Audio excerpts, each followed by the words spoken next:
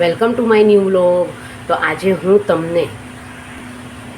હું તમને પીનટ મૈસૂર પાક દેખાડીશ. એની માટે મેં સિંગને સાવ ધીમા તાપે શેકીને એના પોતરા કાઢી લીધા છે અને એનો મિક્સરમાં ભૂક્કો કરી નાખ્યો છે.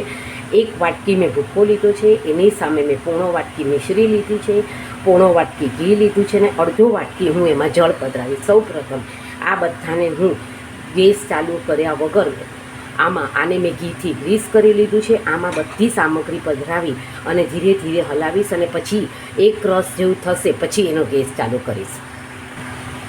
તમે જોઈ શકો છો હજી મેં ગેસ નથી ચાલુ કર્યો. આમાં મેં બધી જ સામગ્રી પધરાવી દીધી છે.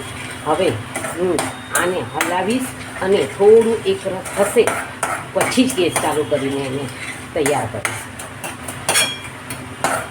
આને હું 5 થી 7 મિનિટ માટે આવી રીતે એક સરખું હલાવીશ.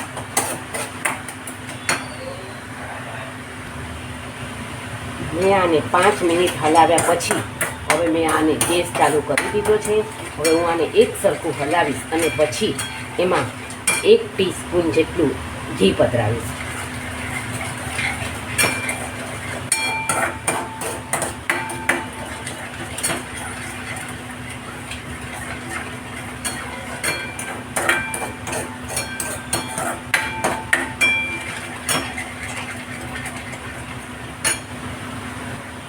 તમે જોઈ શકો છો આ એક રસ થવાની તૈયારી થઈ ગઈ છે. હવે હું આમાં 1/4 ટીસ્પૂન જેટલું ઘી પધરાવીશ. મેં 1/4 ટીસ્પૂન જેટલું આમાં ઘી પધરાવ્યું છે.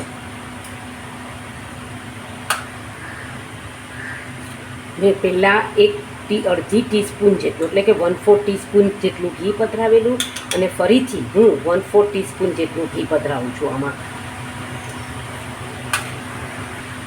તમે જોઈ શકો છો આ ડબલ થઈ ગયું છે અને આમાં તમે જોઈ શકો છો જાળી પડવાની શરૂઆત થઈ ગઈ છે અને એક રસ થઈ ગયું છે અને આ ગોટી પડતું પણ થઈ ગયું છે અને આમાં પણ જોઈ શકો છો કે જાળી પડવાની શરૂઆત થઈ ગઈ છે.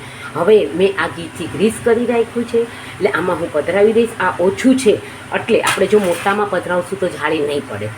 તમે જોઈ શકો છો આ ડબલ આપણું થઈ ગયું છે એટલે એકદમ જાળી સરસ પડી ગઈ છે. હવે આને મેં ઠારવા મૂકી દીધું છે. આને હમણાં હું કાપ મૂકી દઈશ અને 10-15 મિનિટ પછી આના પીસીસ કરી લઈશ.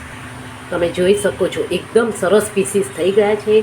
હજી ગરમ છે એટલે મેં આમાં જ રાખ્યું છે. તો આ તૈયાર છે પીનટ મૈસૂર પાક. તમે જોઈ શકો છો એકદમ સરસ. હજી થોડું ગરમ છે પણ એકદમ સરસ ફ્રાય થઈ ગયું છે અને પીસીસ પણ સરસ પડ્યા છે અને જાળી પણ સરસ પડી છે. Thank you for watching my video. Like, share and subscribe. C you tomorrow.